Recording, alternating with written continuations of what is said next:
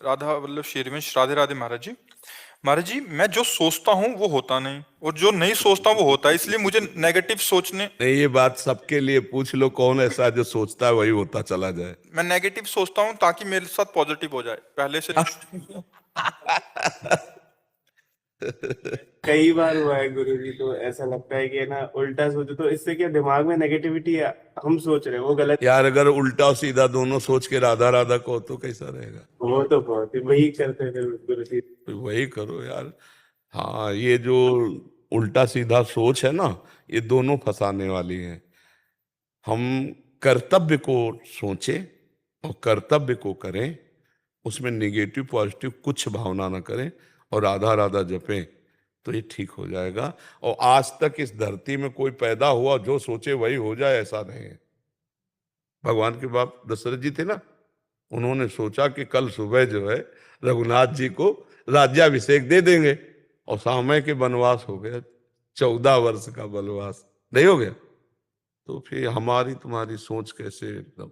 और उसके लिए भजन, पुण्य, प्रताप और भगवान की कृपा सब मिला के तब, नहीं तो अपनी सोच ही सोच है केवल, सब सोच ही में है। आशा है और सोच है, इसी में जीवन व्यतीत होता चला जाता है।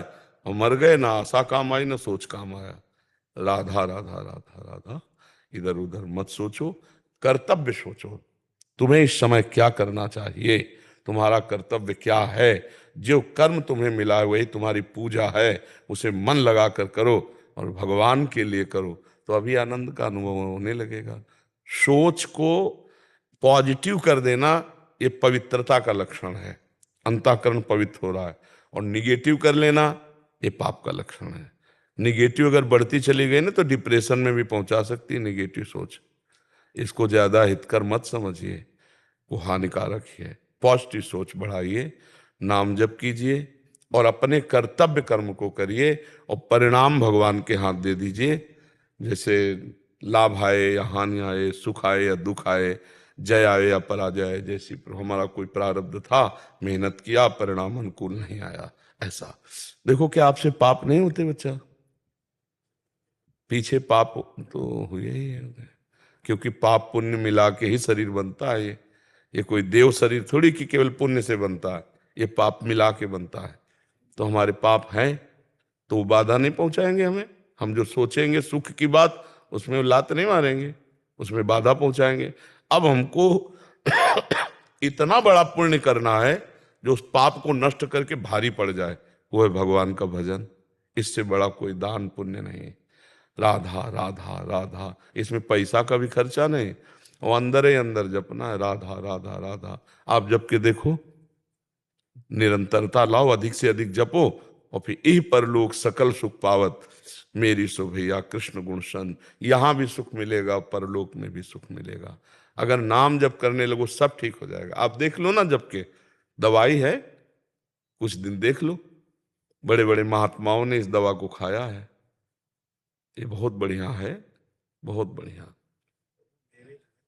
है। मेरे एक मित्र है, वो आपसे बहुत भय करते हैं। वो आप आने से भी डरते हैं क्योंकि वो दुनिया भर के सब खान पान करते हैं। हाँ, इसीलिए इसीलिए को बहुत कोशिश करता हूँ कि आप तक ला सकूं, लेकिन वो कहते हैं अगर मैं सामने आया तो आप उनसे सब छीन लेंगे। तो उनको आप तक कैसे लाया जाए? जब द्रवहि दीन दयालु राघो तो साधु संगति पाइए। भगवान जब प्रसन्न होते हैं तो संत समागम दे देते हैं। और भगवान ने स्वयं कहा है कि जो पे दुष्ट हृदय सोई होई, मोरे सन्मुख आओ कि सोई।